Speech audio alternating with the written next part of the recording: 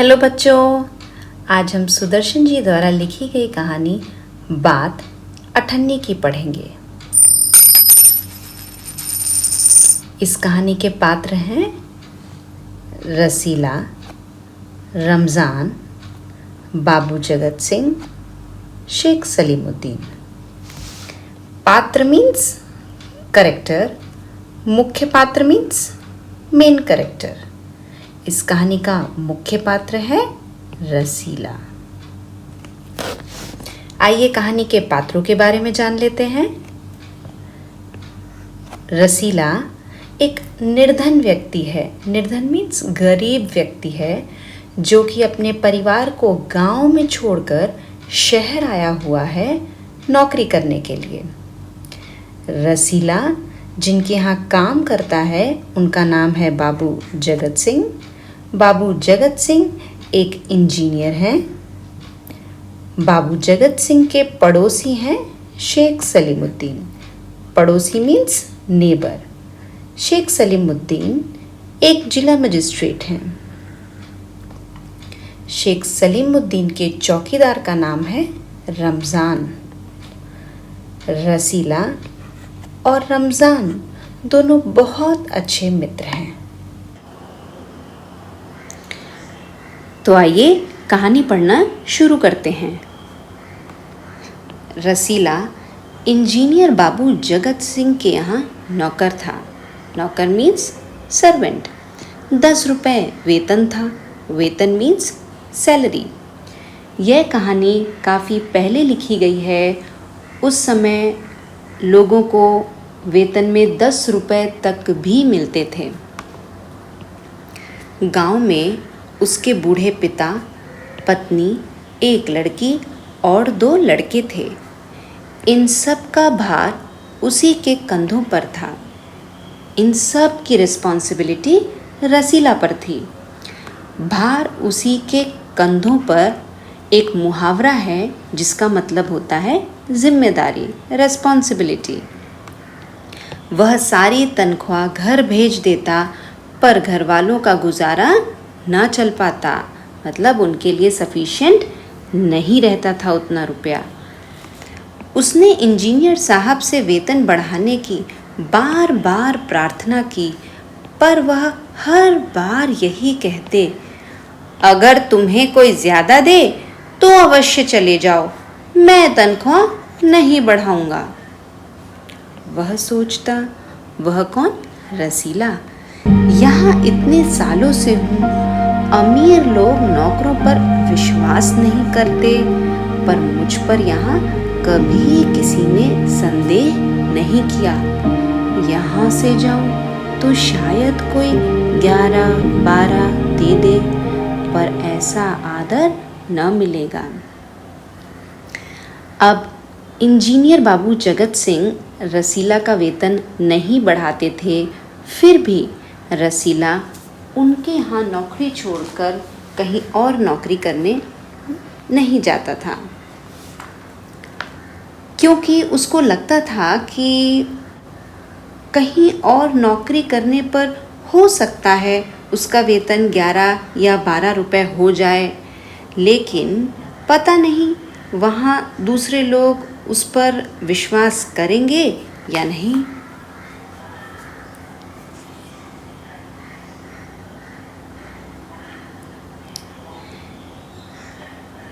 जिला magistrate Sheikh Salimuddin engineer बाबू के पड़ोस में रहते थे। मतलब उनके नेबर थे। उनके चौकीदार मियाँ रमज़ान और रसीला में बहुत मैत्री थी। जो जिला मजिस्ट्रेट शेख सलीमुद्दीन थे उनके चौकीदार का नाम था मियाँ रमज़ान। मियाँ रमज़ान और रसीला में बहुत अच्छी फ्रेंडशिप थी, मैत्री थी। दोनों घंटों साथ बैठते, बातें करते। शेख साहब फलों के शौकीन थे। रमज़ान रसीला को फल देता। इंजीनियर साहब को मिठाई का शौक़ था। रसीला रमज़ान को मिठाई देता। अब क्योंकि शेख साहब को फलों का शौक़ था, उनके यहाँ फल आते होंगे तो वो कुछ फल रमज़ान को देते होंगे खाने के लिए। उसमें से क्या करता था रमज़ान, कुछ फल रसीला को दे देता था। इसी तरह इंजीनियर बाबू जगत सिंह को मिठाई का शौक़ था। वे कुछ मिठाई रसीला को देते होंगे। रसीला उसमें से कुछ मिठाई किसको दे देता था, रमज़ान को दे देता था। एक दिन रमज़ान ने रसीला को उदास देखकर कारण पूछा। पहले तो रसीला छिपाता रहा, फिर रमज़ान ने कहा, कोई बात नहीं है तो खाओ सौगंध। अब रसीला बड़ा उदास रहने लग गया। रमज़ान उससे बार बार उसकी उदासी का कारण, उसकी सैडनेस का कारण पूछता था, लेकिन रसीला हाइड करता रहता था, फिर भी छिपाता रहता था। फिर एक दिन रमज़ान ने रसीला से कहा कि अगर सही में कोई भी बात नहीं है तो फिर तुम क्यों इतने उदास रहते हो, तुम खाओ कसम। सौगंध मीन्स कसम। रसीला ने रमज़ान का हट देखा तो आंखें भर आईं। बोला, घर से खत आया है, बच्चे बीमार हैं और रुपया नहीं है। अब जब रमज़ान बार बार रसीला से पूछता था उसके उदास होने का कारण, यह देखकर रसीला की आंखें भर आईं, मतलब वह रोने लगा। फिर उसने बताया कि उसके घर से लेटर आया है, उसके बच्चे बीमार हैं, मतलब सिक है, और उनका ट्रीटमेंट कराने के लिए उसके पास रुपए नहीं हैं। तो मालिक से पेशगी मांग लो। यह सुनकर रमज़ान ने कहा कि तुम एडवांस सैलरी ले लो। पेशगी मीन्स एडवांस सैलरी। तो रसीला ने कहा, कहते हैं 1 पैसा भी ना दूंगा।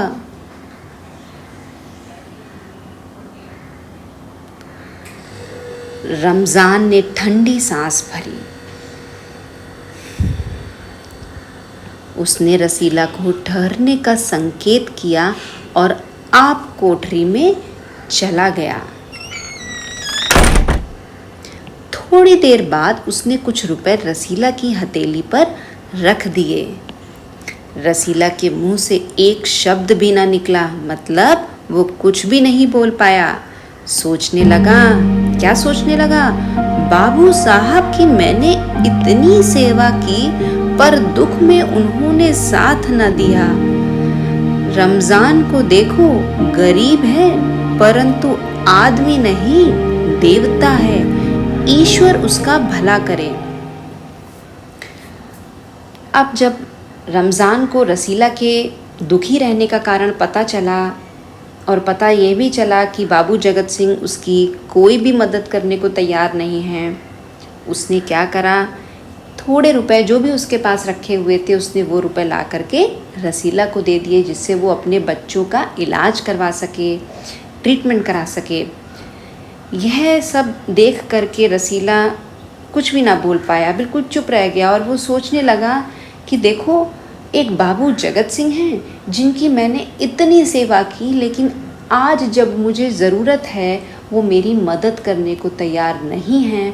और दूसरी तरफ एक रमज़ान है जो कि खुद एक गरीब है, फिर भी मेरी मदद करने को तैयार है। भगवान उसका भला करे। तो इससे हमें ये पता चलता है कि रमज़ान एक अच्छा मित्र है, एक अच्छा इंसान है, दूसरों के दुख को समझता है।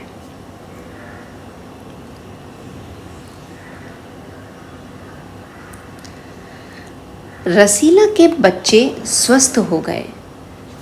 उसने रमज़ान का ऋण चुका दिया। केवल 8 आने बाकी रह गए। रमज़ान ने कभी भी पैसे ना मांगे, फिर भी रसीला उसके आगे आँख ना उठा पाता।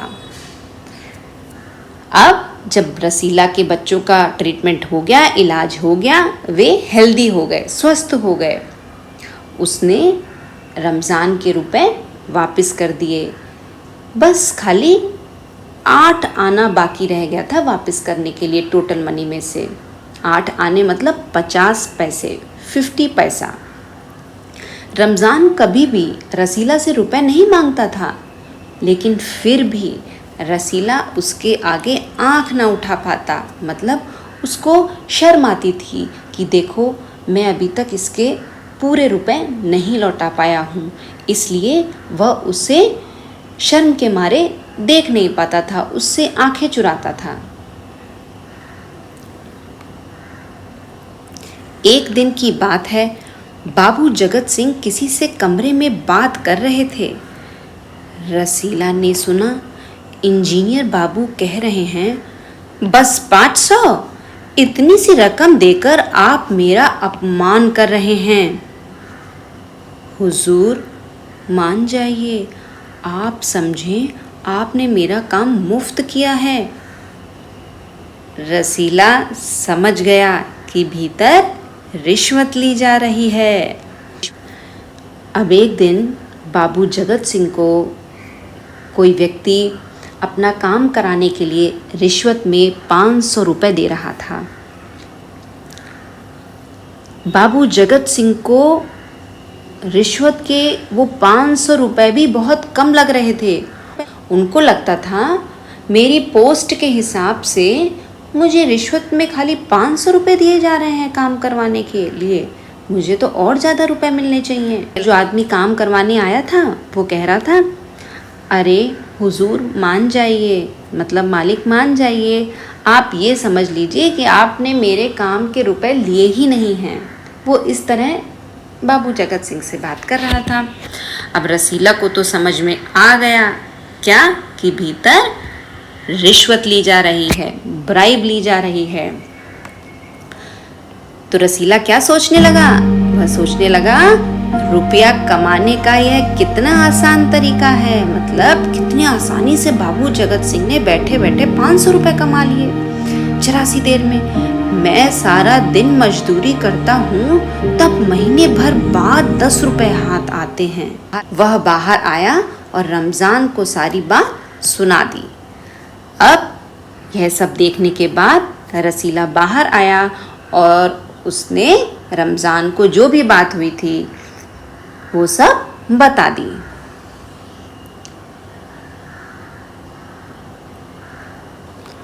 रमज़ान बोला, बस इतनी सी बात? हमारे शेख साहब तो उनके भी गुरु हैं, आज भी एक शिकार फंसा है, 1000 से कम तय ना होगा।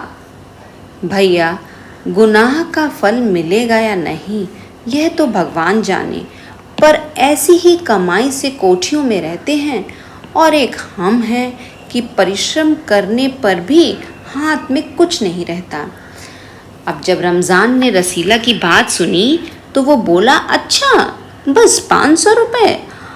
वो अपने मालिक की बताने लगा कि हमारे शेख साहब तो उनके भी गुरु हैं, मतलब उनसे भी ज़्यादा रिश्वत लेते हैं। आज भी एक शिकार फंसा है, शिकार मीन्स आज भी एक और व्यक्ति आया है उनको रिश्वत देने के लिए।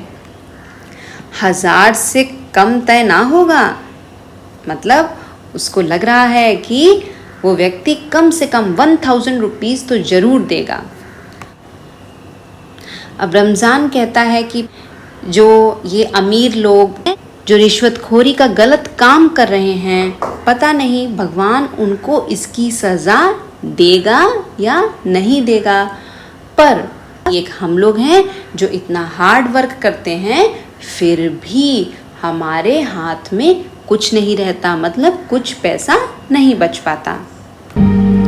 रसीला सोचता रहा, मेरे हाथ से सैकड़ों रुपए निकल गए पर धर्म न बिगड़ा, एक एक आना भी उड़ाता तो काफ़ी रकम जुड़ जाती।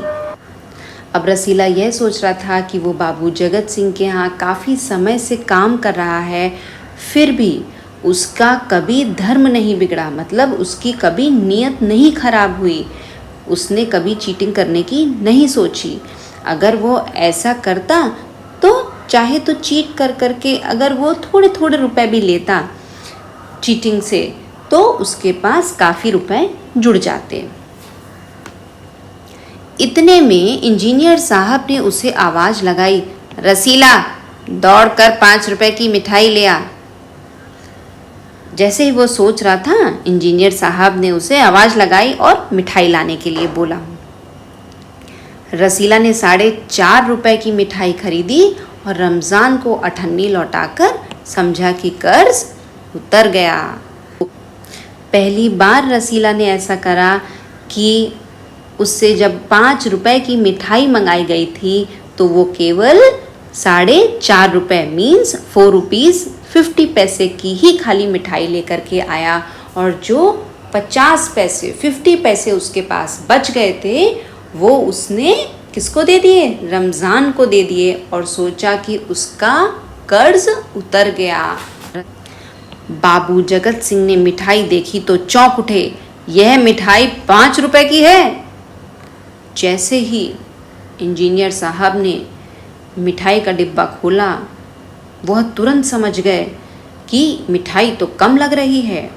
वो समझ गए कि आज ये 5 रुपए की मिठाई नहीं आई है।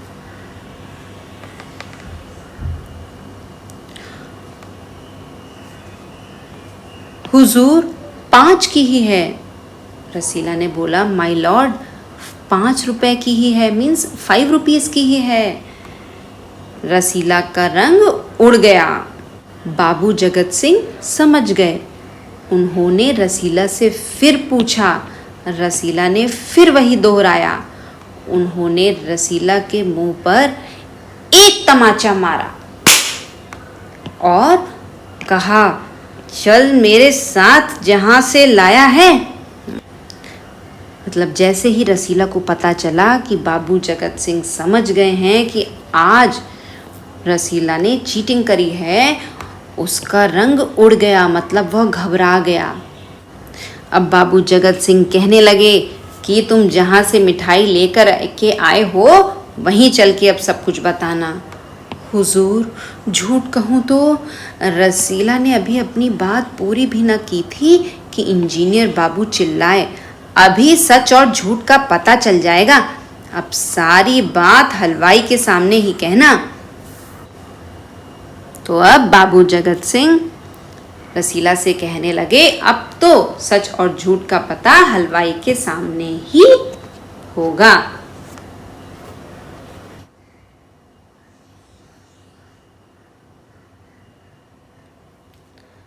अब कोई रास्ता न बचा। वह बोला, माई बाप, गलती हो गई, इस बार माफ़ कर दें। अब रसीला समझ गया कि अब बचने का कोई रास्ता नहीं है।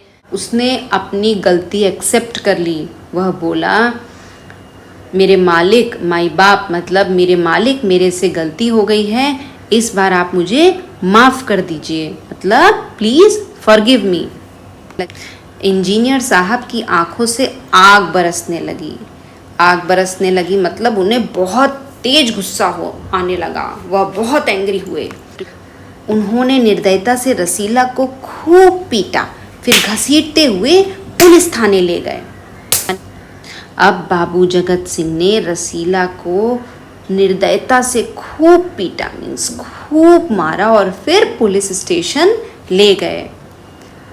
सिपाही के हाथ में 5 का नोट रखते हुए बोले, मनवा लेना, लातों के भूत बातों से नहीं मानते। पुलिस स्टेशन पहुंचने के बाद बाबू जगत सिंह ने पुलिसमैन के हाथ में 5 का नोट दिया, मतलब 5 रुपये का नोट दिया और बोले, मनवा लेना, लातों के भूत बातों से नहीं मानते। लातों के भूत बातों से नहीं मानते एक मुहावरा है। मनवा लेना मतलब रसीला से एक्सेप्ट करवा लेना। दूसरे दिन मुकदमा शेख सलीमुद्दीन की कचहरी में पेश हुआ। रसीला ने तुरंत अपना अपराध स्वीकार कर लिया, मतलब अपनी जो उसकी मिस्टेक थी उसने तुरंत एक्सेप्ट कर ली। उसने कोई बहाना ना बनाया, कुछ भी एक्सक्यूज़ नहीं दी उसने। वह चाहता तो कह सकता था कि यह साजिश है, मैं नौकरी नहीं करना चाहता इसलिए हलवाई से मिलकर मुझे फंसा रहे हैं। पर एक और अपराध करने का साहस वह ना जुटा पाया। रसीला चाहता था तो कह सकता था कि इंजीनियर बाबू जगत सिंह उसके खिलाफ साजिश कर रहे हैं, मतलब कॉन्स्पिरेसी कर रहे हैं। वह उनके अब नौकरी नहीं करना चाहता है, इसलिए वो स्वीट सेलर से मिलकर, हलवाई से मिलकर उसको क्या कर रहे हैं, फंसा रहे हैं। लेकिन अब एक और अपराध करने का साहस वह ना जुटा पाया। मतलब अब एक और गलती करने की हिम्मत रसीला में नहीं हुई।